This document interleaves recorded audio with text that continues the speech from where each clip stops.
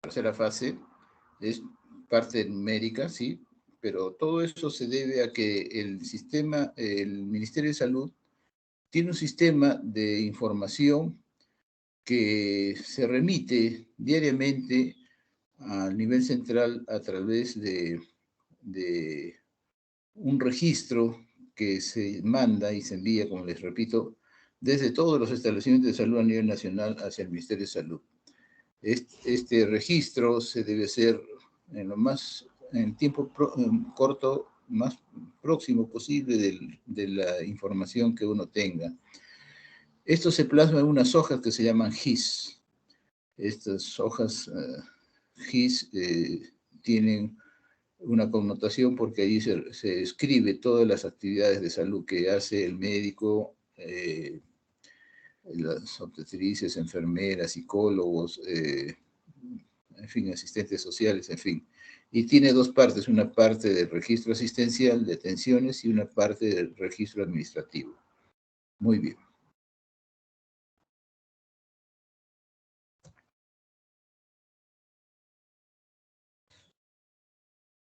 El sistema de información integrado de salud, esta es una visión, ¿no? Todo lo que se registra, ¿no? Está dado desde los establecimientos de salud, ¿no? Todo esto se almacena en datos a nivel nacional y todo esto es analizado finalmente para poder elaborar, digamos, los cuadros epidemiológicos. Los GIS son parte de la información del sistema de gestión asistencial. Hay una plataforma web que permite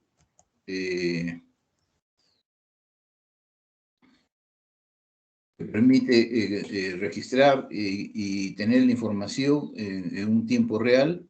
Y bueno, tiene una connotación porque sirve para consolidar información, para ver si es que ha habido algún problema de registro anormal de eventos de salud que no estaban esperados. Esta información es nominal, permite monitorear al paciente desde que ingresa a un establecimiento de salud hasta su egreso, ¿no? Indicando en las condiciones que egrese ese paciente. Los diagnósticos de los pacientes pueden ser visualizados desde cualquier punto del país, permitiendo al profesional de la salud realizar un adecuado y efectivo acto médico.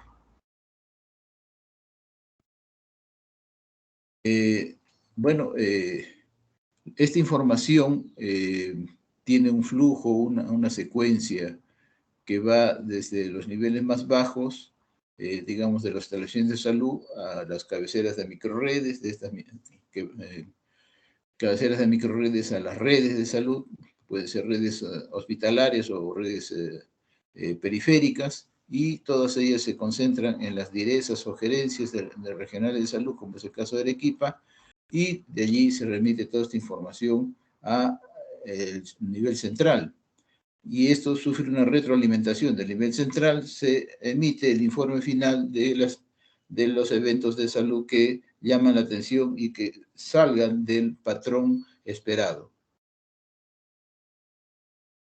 ¿Qué queremos? Evaluación de tres indicadores fundamentales de la información. La oportunidad en el momento que se registra consiste en que la información tiene que ser dada en un calendario de entrega que se establece a nivel central. Esto está establecido por la Oficina General de Estadística del MINSA, ya que generalmente es entre el día 12 y 15 de cada mes como máximo. La cobertura al número de establecimientos activos, es decir, todos los establecimientos que reportan en MINSA, que informan sus hojas de información de salud, GIS, cada mes, de acuerdo a las instituciones prestadoras de servicios de salud, IPRES. Entonces, IPRES ya saben que son instituciones prestadoras de servicios de salud. Que el consolidador regional contenga la información del 100% de sus establecimientos informantes y el 100% de actividades y variables especificadas en los formatos.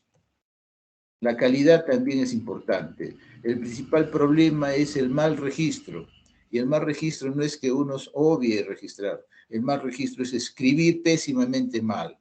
Es decir, que el 9 como 4, la A como E, en fin, y los médicos somos los que cometemos el peor error. tenemos unas letras terribles y esto hace de que la información no pueda ser registrada adecuadamente y o se obvia el registro, de tal manera que haya un subregistro, que eso es perjudicial para los actores de salud. La calidad, pues, mide la información recibida. Es imprescindible que la información que es utilizada para la toma de decisiones tenga la calidad para que las intervenciones tengan el impacto deseado. La información tiene que ser veraz, consistente, en formatos oficiales, que se realice control de calidad, ¿no? En todos los niveles, y sea la coordinadora la responsable de dar la conformidad, es decir, quien es el coordinador del establecimiento y es el coordinador de la microred y que es el director de la gerencia de la red, de una red de salud o de una gerencia de salud, ellos tienen que revisar que la información esté debidamente registrada. Y esto básicamente parte de cada persona que trabaja. La revisión de información estadística, esta es una lámina del 2017, y ahí están los calendarios en los cuales se tiene que registrar. Ahí hay una leyenda que pueden leerlo cómodamente.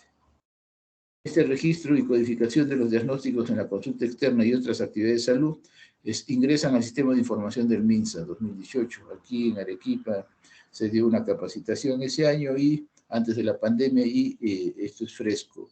Esta es la hoja de GIS. Aquí se registra el nombre del paciente, la historia clínica, la historia familiar, el día de la atención, la condición de la persona, si tiene CIS, no tiene CIS, si tiene una raza determinada, si es que tiene dirección, tiene que ponerse la dirección, la edad en años, días y meses, si es nuevo, continuador o reingresante el paciente, y los diagnósticos que pueden ser 3 o incluso hasta 6 casilleros se pueden ocupar por persona, y cada diagnóstico va con su presunción diagnóstica, si es definitiva, si es repetitiva o si es presuntiva. Y también su código CIE-10, al final a la derecha. Arriba mismo se pone el nombre de la persona, el establecimiento de salud, el año que se hace, el mes que se hace el registro, el servicio que registra en medicina es 302303 y el DNI de quien hace la actividad y el nombre.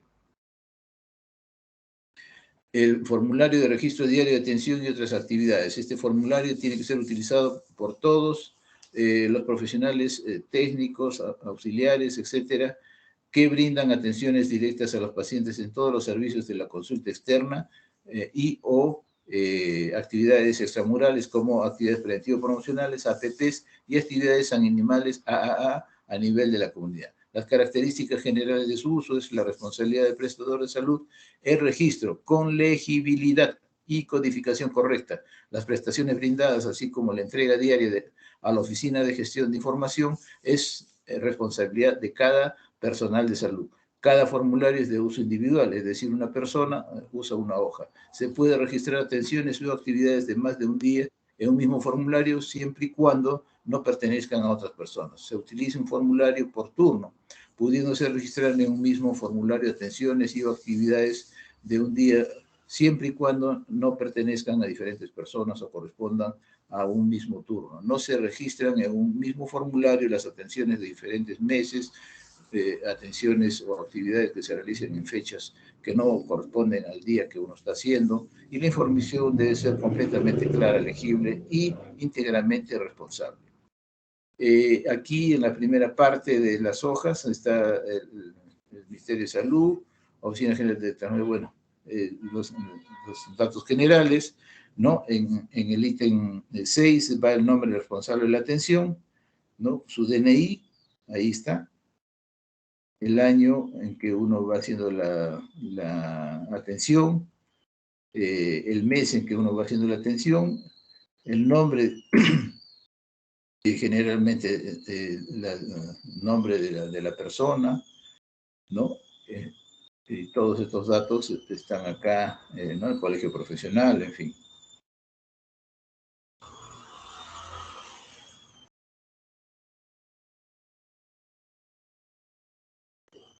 Seguidamente, ya más abajo, se registra toda la información del paciente, como es el día de la atención, la historia clínica abajo y encima el DNI es obligatorio, el nombre al lado, en ese renglón, la fecha de nacimiento, ahí está también, la dirección, la edad en años, meses y días, si es un año, son un año y nada más. Si son meses, 3 meses, 4 meses, si son días, solo hasta los 29 días, de ahí ya pasa a ser mes. Y si el paciente viene por primera vez o es continuador. Si el paciente durante el año ha venido algunas veces, es continuador. Si vino en el 2020 y lo estoy viendo por primera vez hoy día, pero tiene una historia antigua, entonces es reingresante. Y si nunca vino al establecimiento, nunca vino al servicio, es nuevo si es que nunca lo hizo. Aquí están todos los ítems que he explicado. El DNI, en fin, la historia clínica, ¿no? Todos esos datos ahí se van. Y bueno, el financiador de salud, en el ítem 9, es usuario pagante 1, seguro integral de salud 2, exonerado si es que no se le cobra 11, otros tipos de pacientes, los que tienen salud son 3, los que tienen SIS 2, los que vienen de la FAB, los que vienen de la sanidad naval, los que vienen del ejército, de la sanidad PNP, los privados, etcétera. Luego tenemos el ítem 10, las razas. 58 son los mestizos, es lo que me acuerdo. Todos son mestizos, gracias a Dios, la mayoría.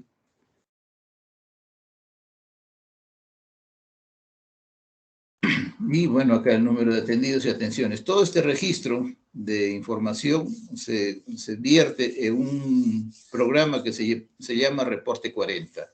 Este programa de Reporte 40 bota todos estos datos, ¿no? Total general, de masculinos, femeninos, total de atendidos, atenciones.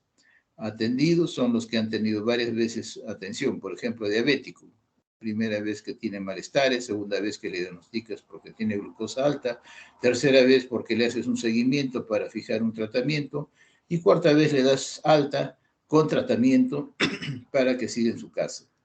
A todo ese conjunto de actividades se llaman atenciones. Pero finalmente en la última parte le pones el término TEA en la fila de LAF y sale como atendidos. Este es un error de registro. Los registros de los ítems 11, 12, 13 y 14, ¿no? Actividades, bueno, pueden ser preventivos promocionales o no. Ahí se pone, en vez de historia clínica, APP. Luego se pone 1 si es particular, o 2 si es mestizo. La edad, ya les dije, cómo se registre en días, en meses, en años.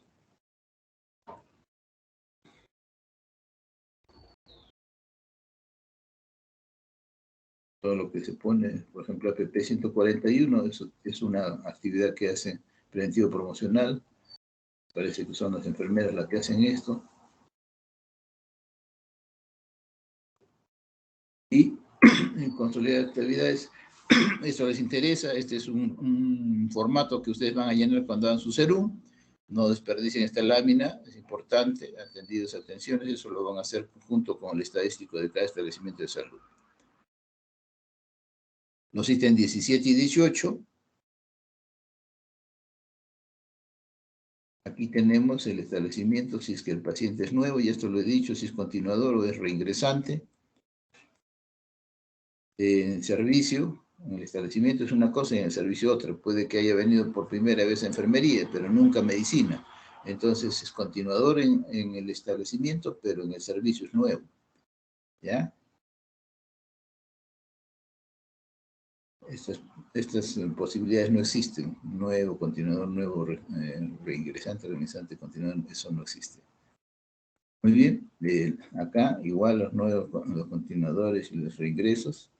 Todos los reingresos solamente es anual, digamos, el 31 de diciembre se atiende por gripe. y el 3 de enero regresa porque sigue con la gripe. Entonces, ese paciente se le cataloga como reingresante porque continuador solo es en el año.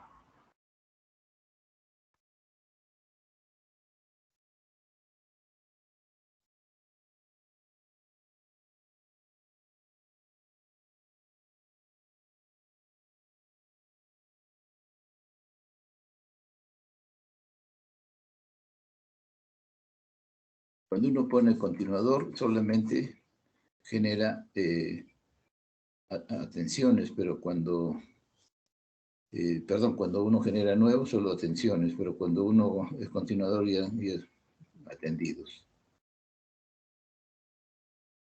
¿Sí? Acá también está lo mismo que le dije, indicador estadístico, atendido en establecimiento, ¿no? Continuador en establecimiento, en fin. Esto tiene connotación porque evidentemente no es lo mismo que uno lo atienda por primera vez a que uno lo atienda por quinta vez. Y aquí están los reportes 40, el total de atenciones por personas. Vean, ¿no? Cómo se va registrando. Este es el reporte 40A, el reporte 40B, por nombres de pacientes, en fin, o servidores. El total de atendidos y atenciones de cada trabajador. Un error de registro en la visita familiar integral. Aquí no se llena bien adecuadamente y evidentemente hay fallas. Todo en rojo está mal.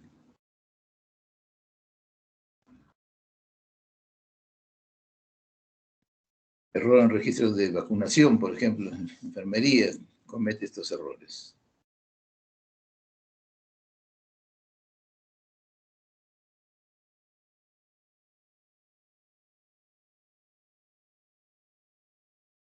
Los ítems 19, 20 y 21.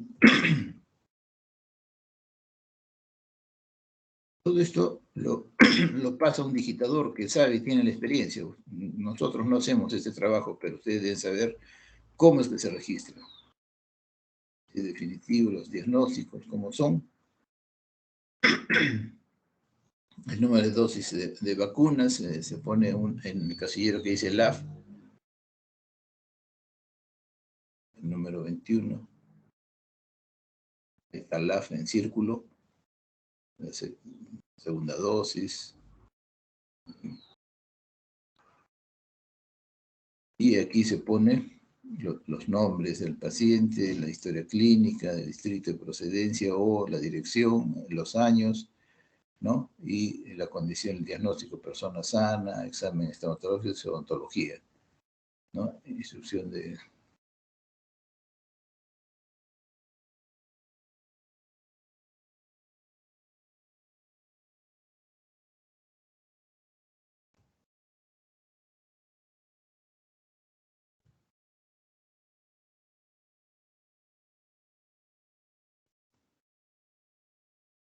Toda una serie de datos que poco a poco se van llenando. Miren, no es sencillo.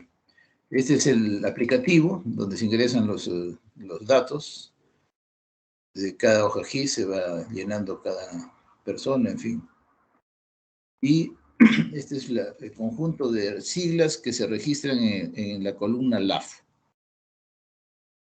Por ejemplo, 1 SOT, primer control, 12, segundo control, A, resultado normal, A1, visita alerta 1 y así, miren.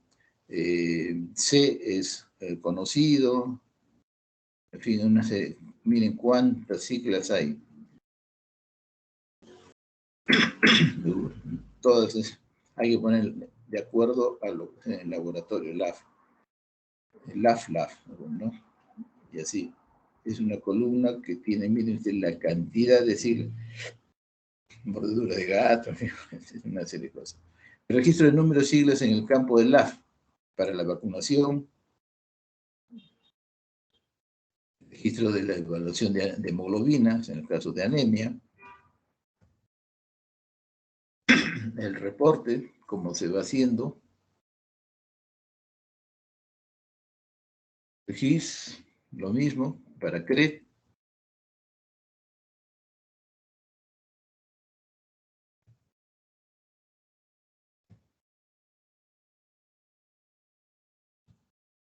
cómo se va llenando, punto por punto.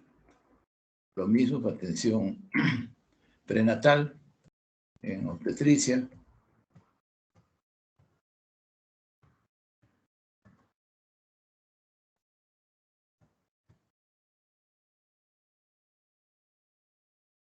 Y el registro de las hojas en el aplicativo.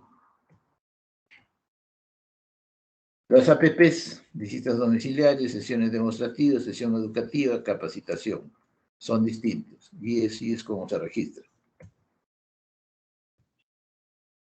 Y acá son las siglas que van en los códigos de APPs.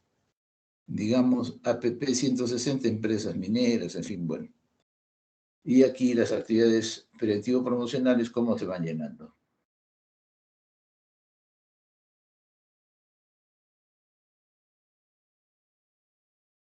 Lo mismo, educación para la salud, actividades, reunión en municipios, la codificación, hay una serie de códigos, actividad articulada nutricional, campos que se va poniendo,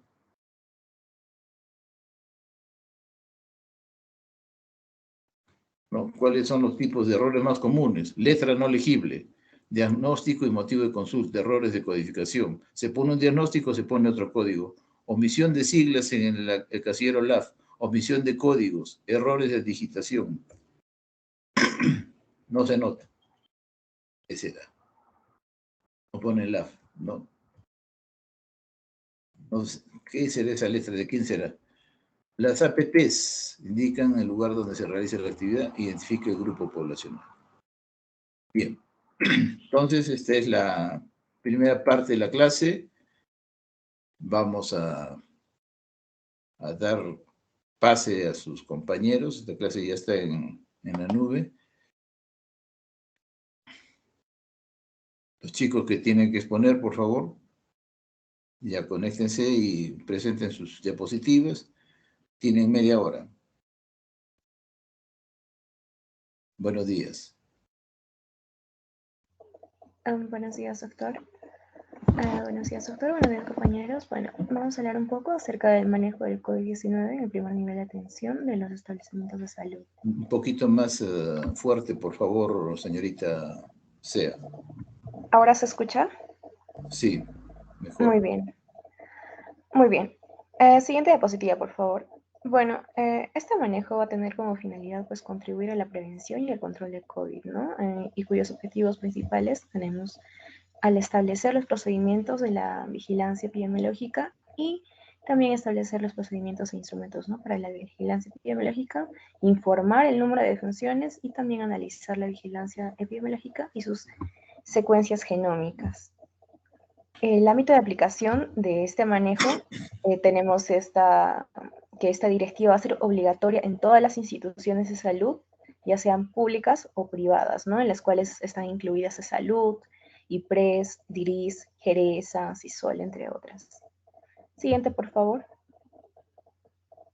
La base legal de este manejo se va a basar principalmente pues, en tres, ¿no? Los cuales vamos a tratar en esta exposición. Tenemos al Decreto Supremo número 008-2017, que aprueba el Reglamento de Organización y Funciones del Ministerio de Salud, la Resolución Ministerial, que va a aprobar, la Directiva Sanitaria número 046, que va a establecer, ¿no? La notificación de enfermedades y eventos sujetos a la vigilancia epidemiológica de salud pública. Y por último tenemos a la resolución ministerial número 545 del 2012, que pues la aprueba la directiva sanitaria y pues que trata sobre todo de la notificación de los brotes, epidemias y otros eventos de importancia para la salud pública. Siguiente, por favor. Bien. Bueno, para todo esto es necesario conocer algunas disposiciones generales, entre las cuales pues vamos a ver algunas características, ¿no? Y algunas definiciones. Por ejemplo, aquí la enfermedad que vamos a tratar va a ser la enfermedad por COVID-19, cuyo agente causal sabemos que es el virus SARS-CoV-2 de la familia Coronaviridae del género beta coronavirus. Este tiene como medios de transmisión pues el contacto directo con personas afectadas, y que sean susceptibles, ¿no? También puede darse por secreciones, gotas o también llamadas las flush, ¿no? Aerosoles que van a ser expedidos al momento de toser, hablar, cantar, ¿no? El periodo de incubación generalmente es de 5 a 6 días, ¿no? Pero esa tiene un rango muy variable. Y el periodo de transmisión va a ser a partir de 2 días antes del inicio de los síntomas de la enfermedad hasta 14 días iniciada la enfermedad, ¿no?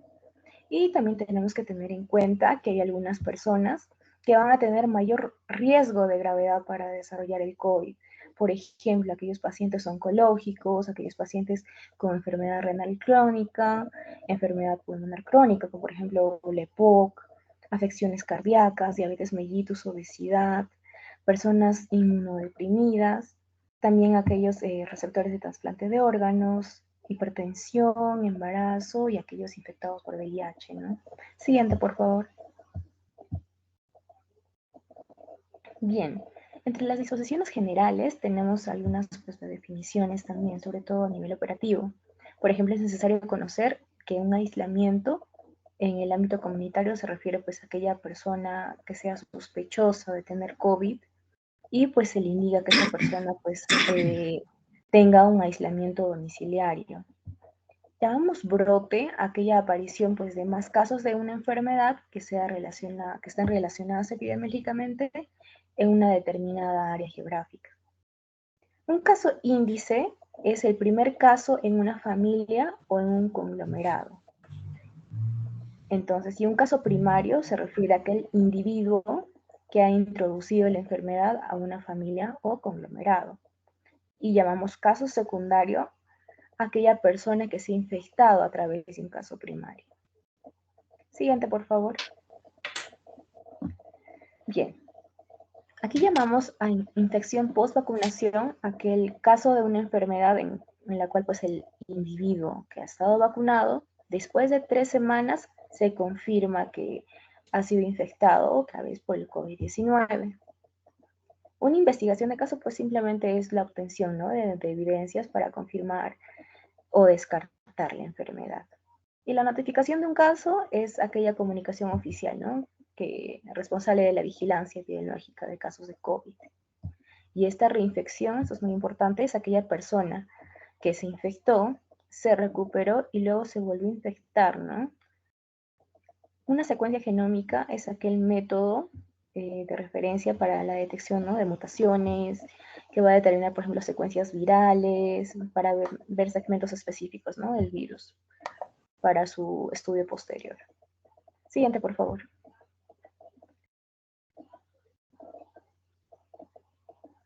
Bien. Vamos a hablar que para el manejo de este COVID, en primer nivel de atención, debemos tener en cuenta pues, algunas definiciones de los casos de COVID según la Directiva Sanitaria número 122 del MINSA, ¿no? que es la del 2020, y la Directiva Sanitaria para la Vigilancia Epidemiológica, la cual pues va a ser compuesta por casos sospechosos, caso probable, un caso confirmado sintomático y un caso por infección de COVID. Hablamos de un caso sospechoso, aquella persona que va a cumplir, por ejemplo, con 2 criterios principalmente. Paciente con síntomas de infección respiratoria aguda y paciente con infección respiratoria aguda grave. El paciente con infección respiratoria aguda va a ser aquel, por ejemplo, que presente síntomas como tos, dolor de garganta y, por ejemplo, malestar, fiebre, cefalea, anosmia, que es la pérdida del olfato, y ageusia, ¿no? que va a ser la pérdida de gusto.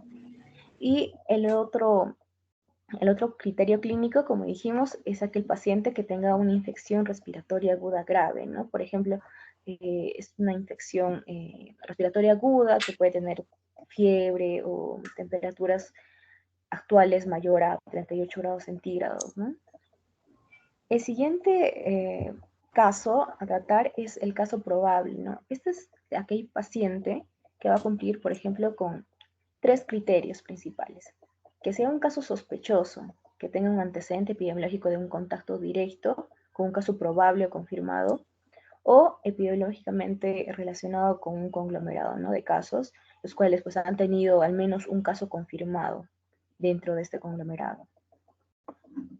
El otro criterio es el caso sospechoso, pero que tenga imágenes de tórax que muestra hallazgos sugestivos de COVID. Por ejemplo, que en la radiografía hayamos visto opacidades nebulosas, en la tomografía podamos ver opacidades bilaterales en fibrosmerilado, o que en la ecografía hayamos visto que hay consolidados o que pueden tener o no broncogramas aéreos, ¿no? Y el siguiente criterio es que esta persona haya tenido un inicio reciente de anosmia, que sabemos que es la pérdida del olfato, o ageusia, ¿no? Pérdida de gusto, en ausencia de cualquier otra causa pues identificada, ¿no? Llamamos caso confirmado sintomático, pues aquel que va a cumplir con los siguientes criterios también. Que sea un caso sospechoso o probable, con confirmación de laboratorio de infección por COVID, ¿no? Mediante una prueba molecular positiva. Podemos llamar también un caso sospechoso probable con prueba antigénica positiva para infección de COVID y un caso sospechoso probable con prueba serológica, por ejemplo, una ELISA, una inmunofluorescencia, que sea reactiva a la IgM o IgG. Y por último, tenemos el caso de infección asintomática de COVID. Es decir, es aquella persona que simplemente pues, no tiene síntomas, no presenta ni signos ni síntomas compatibles con resultados, pero que esa persona va a tener resultados positivos de prueba molecular, ya sea prueba antigénica o ya sea prueba serológica, que sean pues, positivas, ¿no? Para esa infección por COVID. Siguiente, por favor. Bueno, también vamos a conocer alguna clasificación clínica, ¿no? Tenemos que tener en cuenta pues, la clínica y su respectiva clasificación de acuerdo a los institutos nacionales de salud de Estados Unidos, ¿no? Los cuales recalcan que un caso asintomático pues, es aquella persona que está dando positivo a SARS-CoV-2 mediante las pruebas virológicas, por ejemplo, un PCR, pero que no presentan síntomas compatibles con COVID-19. Un caso presintomático es aquella persona pues, que da positivo al SARS-CoV-2 mediante pues, las pruebas que ya mencionamos, un PCR, por ejemplo, pero que no va a presentar actualmente síntomas de COVID al momento, ¿no? De la evaluación, pero que va a desarrollar esos síntomas pues, en el futuro. Un caso leve es aquella persona que puede presentar signos y síntomas, por ejemplo, una fiebre, dolor de garganta, malestar general, o pérdida de gusto, olfato, pero que no va a tener dificultad para respirar, ¿no? No va a tener disnea y su radiografía de tórax pues, no va a tener hallazgos muy significativos. En el caso moderado, es aquella persona que va a mostrar evidencia de una enfermedad de vías respiratorias inferiores en la evaluación clínica, ¿no? O en imágenes radiológicas, y que va a tener una saturación de aproximadamente 94%. Ya un caso severo, ya estamos hablando ya que esas personas van a tener una saturación menor a 92% y una presión parcial de oxígeno sobre una fracción inspirada de oxígeno, pues que va a ser menor a 300 milímetros de mercurio, ¿no? Su frecuencia respiratoria puede superar las 30 respiraciones por minuto, y ya hay un compromiso pulmonar ya mayor a 50%, puede haber consolidados incluso, su saturación de oxígeno y fracción inspirada pues pueden ser menores a 310, entre otros. Finalmente tenemos aquel caso crítico. Esas personas ya tienen una insuficiencia respiratoria, ya tienen ya complicaciones mucho más graves, por ejemplo un shock séptico, una disfunción multiorgánica, pueden tener un SBRA moderado severo. Ya estos pacientes ya necesitan una ventilación mecánica invasiva, ¿no? También una terapia quizá vasopresora, ¿no? Para poder tratar a ese paciente. Siguiente, por favor. Bien, para todo esto es necesario conocer pues algunas recomendaciones clínicas, ¿no? Pero también tenemos que conocer pues, unas recomendaciones para atención. Por ejemplo, para la atención domiciliaria, es decir, pues vamos a hacer uso de un aislamiento, ¿no? Establecido por una clasificación clínica. Entonces, esos casos leves, moderados y muy excepcionalmente los severos, ya sea porque quizá no hay un buen servicio en la atención hospitalaria o por quizá la la familia del paciente pues no está de acuerdo, ¿no? Entonces tenemos que para todo esto y tomar en cuenta quizá el aislamiento domiciliario, tenemos que saber cuáles son los factores de riesgo más importantes. Por ejemplo, tenemos a la edad, los mayores de 65 años son muy vulnerables a esto, y también comorbilidades, por ejemplo, tenemos a los pacientes oncológicos, pacientes con hipertensión, ¿no? Incluso ya lo señalamos en las diapositivas anteriores, pacientes con enfermedad renal crónica, hipocaso moderada, enfermedad o tratamiento inmunosupresor y obesidades, ¿no? Generalmente las obesidades con un IMC ya mayor a 40, sabemos, ¿no? Y aquellos pacientes con diabetes mellitus. Siguiente, por favor. Bien, bueno, para estas personas pues con COVID, es recomendable usar la escala de mortalidad ISARIC 4C. Esta nos va a ayudar a identificar a aquellos pacientes con alto riesgo de mortalidad, pues al diagnóstico, ¿no? En la que pues debemos tomar énfasis de acuerdo a la edad, al sexo, el número de comorbilidades, su frecuencia respiratoria, sobre todo su saturación de oxígeno también, la escala de Glasgow, que esto pues nos va a ayudar sobre todo a la respuesta, pues, cómo está el sistema neurológico, también la proteína C reactiva, ¿no? La cual pues vemos que ahí tiene determinados puntajes. Siguiente, por favor. Bien. De acuerdo a esos puntajes anteriores que vimos, de acuerdo a la edad y sexo, pues vamos a ver que vamos a poder hallar el riesgo asociado a la mortalidad, ¿no? ISARI 4C, lo que finalmente pues va a definir si se trata de un paciente de grupo de riesgo bajo, intermedio, alto o muy alto, ¿no? Entonces, si un paciente tiene riesgo bajo, su puntaje generalmente va a ser de 0 a 3, ¿no? Y su mortalidad va a ser de 1.2%. En paciente intermedio, un puntaje de 4 a 8, ya con una mortalidad ya un poco más aumentada, ¿no? De 9.9%. Si el paciente presenta pertenece al grupo de riesgo ya muy alto, su puntaje ya es de 9 a 14, su mortalidad ya es mayor, ya alcanza el 31%, más que 31.4%, y ya el paciente ya con el grupo de riesgo muy alto, ya el puntaje ya es mayor o igual a 15, y la mortalidad pues ya supera el 60%, ¿no? Entonces, para las medidas que vamos a tomar es que vamos a realizar seguimiento y tratamiento a aquellos pacientes pues que van a presentar o representan el grupo de riesgo pues bajo, intermedio, mortalidad en primera atención. Por ejemplo, vamos a ver que esos pacientes del grupo de riesgo alto van a necesitar un centro de mayor complejidad, es decir, un hospital COVID-19. Y pues en base a esto se verá pues si se puede ir acompañado de un manejo de primer nivel de atención.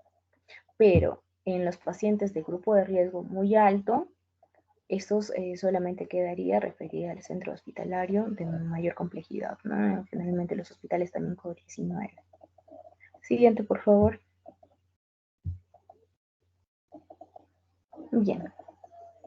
Aquí tenemos algunas recomendaciones para el seguimiento clínico de esas personas. Por ejemplo, el seguimiento clínico a distancia va a ser aquellos que estén en el grupo de clasificados, en el caso leves o moderados, ¿no? Todo esto con el fin de ver los signos de alarma, ¿no? Signos y síntomas de alarma, por ejemplo, quizá presentado una disnea, que ahora es mucho más grave, ¿no? Tiene un minuto. Bien, aquellos pacientes con un seguimiento clínico presencial van a ser aquellos pacientes con casos severos o un empeoramiento de síntomas. Y bueno, este seguimiento clínico presencial es necesario para determinar si no hay una progresión, ¿no?, de la gravedad de la enfermedad. Y bueno, acá vemos algunos parámetros, ¿no?, para seguimiento clínico. Por ejemplo, saturación de oxígeno, el examen general, la valoración del trastorno respiratorio inferior, vamos a ver, por ejemplo, el murmullo vesicular, una valoración neurológica, y también tenemos que ver en la escala de mortalidad, ¿no?, la cual ya hemos mencionado en la ISARI 4C. Siguiente, por favor. Bueno, acá tenemos simplemente una escala de predicción de riesgo, ¿no?, de progresión de neumonía, en la cual pues vamos a ver un grupo etario, los linfocitos y algunas enzimas, ¿no?, como la deshidrogenasa láctica. Bueno, esta escala cual simplemente pues nos dice la comorbilidad, edad, linfocitos y la DHL. Y acá tenemos por último la clasificación de puntaje de escala de Cole. Bueno, acá vemos, esto es en base al cuadro anterior, ¿no?, en la cual pues ahí los vamos a clasificar en la clase A, en la clase B y C. Y acá vemos su riesgo de progresión, ¿no? Bajo la clase A y intermedio y alto es la clase B y C. Y ahí vemos, ¿no? La acción a continuar en la clase A simplemente es continuar con el monitoreo de seguimiento y ya en clase B y C, pues referirlos, ¿no? A un centro de mayor complejidad y ya vemos, ¿no? Su ingreso a UCI. Siguiente, por favor. Bien, vamos a seguir continuando con los protocolos para la atención en pacientes con COVID. En cuanto a las recomendaciones para la indicación de exámenes de laboratorio, se van a pedir más que todo cuando son casos severos, esto con la finalidad de detectar alguna asociación con alguna enfermedad grave o identificar una disfunción orgánica. Algunos exámenes que se suelen pedir, por ejemplo, tenemos el hemograma, la glucosa, que es más que todo en pacientes diabéticos, la urea y la creatinina para ver si hay una insuficiencia renal y también podemos pedir la proteína C reactiva si es que hay una inflamación aguda. Y bueno, también las transaminasas, la TGO y la TGP para ver si es que hay una falla hepática, ¿no? Más que todo si es que este valor se eleva 10 veces su valor. Siguiente diapositiva, por favor. Bien, otras son las recomendaciones para en tratamiento sintomático en personas con COVID-19. Vamos a tener, por ejemplo, que en casos leves y moderados en el manejo de la fiebre, podemos utilizar dos medicamentos, el metamizol y el paracetamol. Bueno, el paracetamol primeramente porque es un antipirético de primera elección y va a venir en dos presentaciones, tanto en tabletas como en jarabe. Pero, por ejemplo, si queremos utilizar el metamizol, el paciente, aparte de tener la fiebre, tiene que tener un disconfort y molestias. Entonces ahí podemos aplicar el metamizol por vía parenteral y tenemos que monitorear también la presión arterial porque puede haber un riesgo de hipotensión. Bueno, en cuanto al manejo de la tos, lo primero que se debe considerar son las medidas no farmacológicas, sino que pues, simplemente con el cambio de posición a decúbito lateral o sentado con elevación podemos mejorar la sintomatología del paciente. Y bueno, si es que la tos sigue persistiendo a pesar de eso, podemos utilizar los antitusígenos como el dextrometorfano, que viene en presentación en jarabe de 5 a 10 mililitros cada 6 a 8 horas por vía oral. Y bueno, esto según sea necesario, ¿no? Ya en cuanto al manejo de la disnea, se debe considerar primeramente de que el paciente tenga o sea, que esté en un lugar donde hay una buena ventilación y que también haga los ejercicios de respiración profunda, más que todo en pacientes con una disnea moderada severa que están con soporte de oxígeno, ¿no? Y bueno, ya si es que la disnea es muy grave, pues se tiene que derivar al paciente a un centro de mayor complejidad. En cuanto al manejo de la ansiedad y delirio y la agitación, pues es una manifestación de que el cuadro clínico del paciente está empeorando y por lo tanto debe ser referido a un hospital COVID. Y ya por último, en cuanto a cuidados paliativos, acá la decisión de sedación paliativa va a depender más que todo del equipo médico de turno y también el seguimiento clínico debe ser realizado con el acompañamiento del duelo familiar. Siguiente diapositiva, por favor. Ahora, hay un tratamiento farmacológico específico en personas con COVID. Para esto, pues ha surgido la pregunta de que si es que se debería usar como tratamiento específico de esta enfermedad. Y acá tenemos diferentes medicamentos, por ejemplo, la ivermectina, la hidroxicloroquina, la citromicina y la colchicina, que en sí hay estudios, sí, pero como que no hay una aprobación sí o sí de que se debe usar esos medicamentos como un tratamiento específico. Pero, por ejemplo, hay otros medicamentos que tienen puntos de buena práctica clínica, como la acetilcisteína, que se va a utilizar más que todo en el tratamiento de enfermedades respiratorias crónicas o en el manejo de las secreciones. En estos casos no se debe discontinuar su uso. Lo mismo con el corticoide inhalado y los antiagregantes plaquetarios, que también tienen puntos de buena práctica clínica. Y en el caso de las estatinas y la vitamina C y D, pues no se recomienda tampoco su uso. En cuanto a los corticoides, esto sí se recomienda, más que todo en pacientes que estén en un estado crítico y severo. Ahora, si el paciente no tiene la necesidad de tener un soporte de oxígeno, pues en este tipo de pacientes no se va a recomendar utilizar los corticoides. Siguiente diapositiva, por favor. Ahora, en cuanto a las recomendaciones para el tratamiento de soporte, vamos a tener tres: la oxigenoterapia, la fluidoterapia y los anticoagulantes. Que la oxigenoterapia en sí la vamos a utilizar en pacientes que tengan una hipoxemia.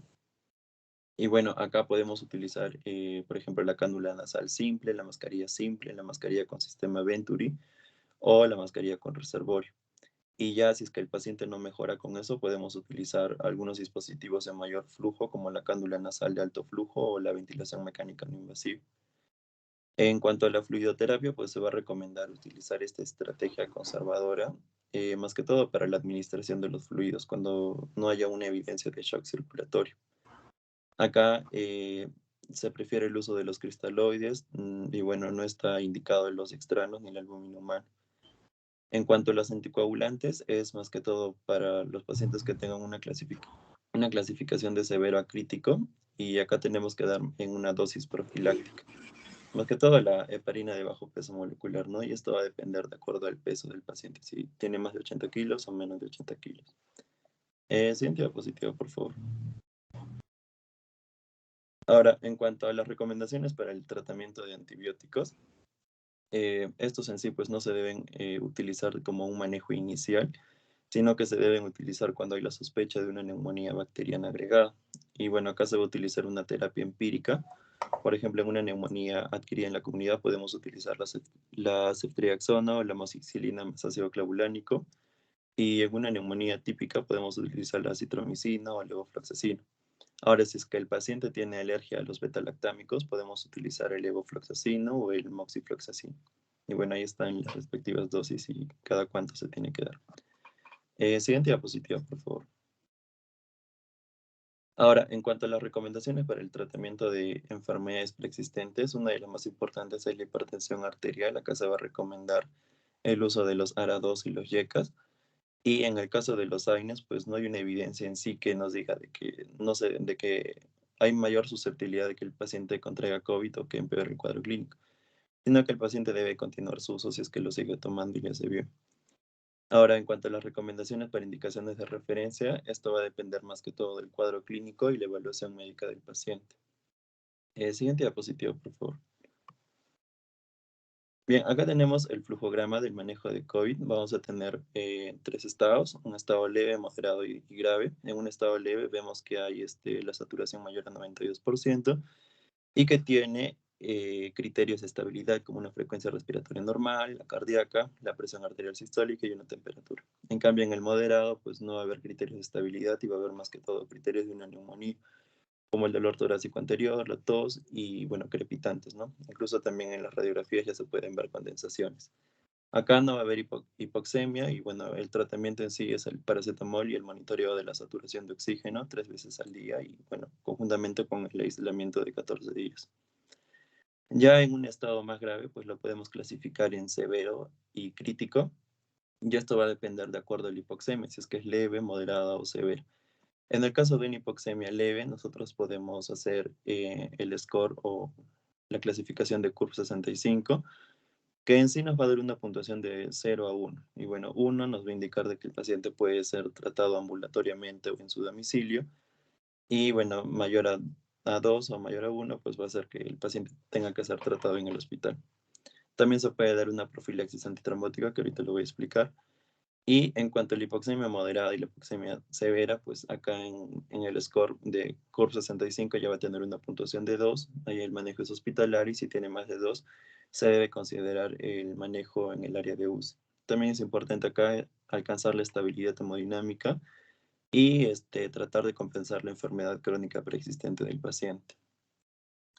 Bueno, en cuanto a la profilaxis antitrombótica, podemos también utilizar el score de Padua, que es más que todo para ver el riesgo de tromboembolismo venoso. Si tiene mayor a 4, por ejemplo, tiene que tener una profilaxis antitrombótica. También si es que el paciente presenta una linfopenia menor a 800 o un PCR mayor a 150. Entonces acá podemos utilizar la enoxaparina, como les había comentado, de acuerdo al peso. Si tiene menos de 80 kilos, podemos dar 40 miligramos por vía subcutánea cada 24 horas y si tiene más de 80 kilos, podemos dar 60 miligramos. Siguiente diapositiva, por favor. Bueno, esto en sí es lo mismo. Acá tenemos la escala de CURB 65 que va a evaluar la confusión, la urea, la respiración, que es mayor a 30 respiraciones por minuto, para considerarle un punto, la presión arterial sistólica y la diastólica y la edad mayor a 65.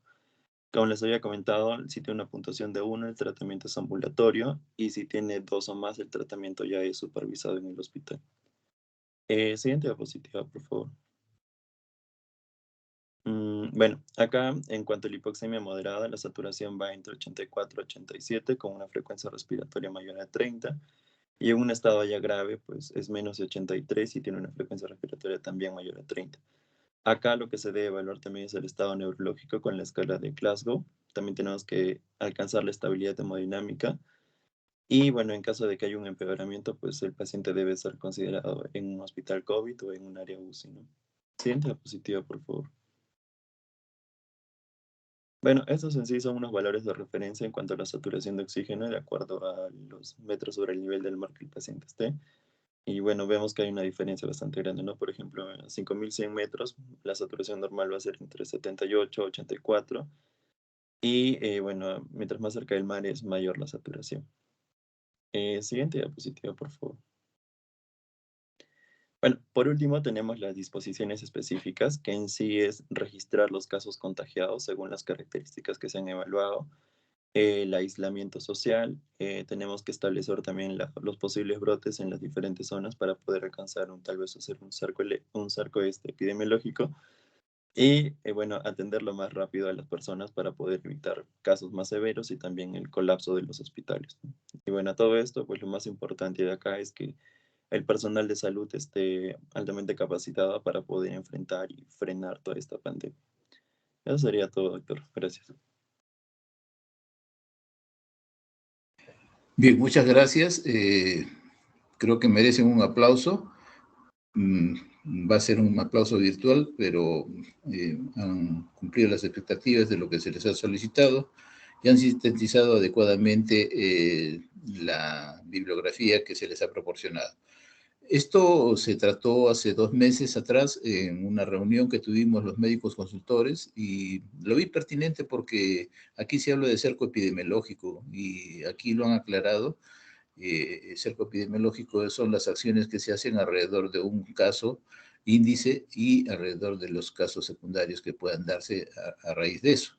Entonces se va a acercar a esa familia, se le va a monitorear, se le va a tomar las pruebas correspondientes, tanto al caso índice como a las pruebas moleculares, a los casos contactos o secundarios, dependiendo, y se va a determinar qué tipo de virus es el que ha sido atacado por esa familia.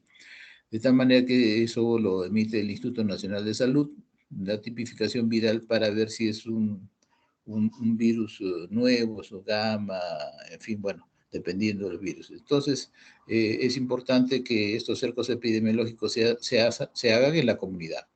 Muy bien, voy a pedirles por favor a los ponentes que me envíen las diapositivas a mi correo o si no a WhatsApp, y evidentemente con los nombres de la carátula que me han presentado, para poderles validar sus notas. ¿Entendido?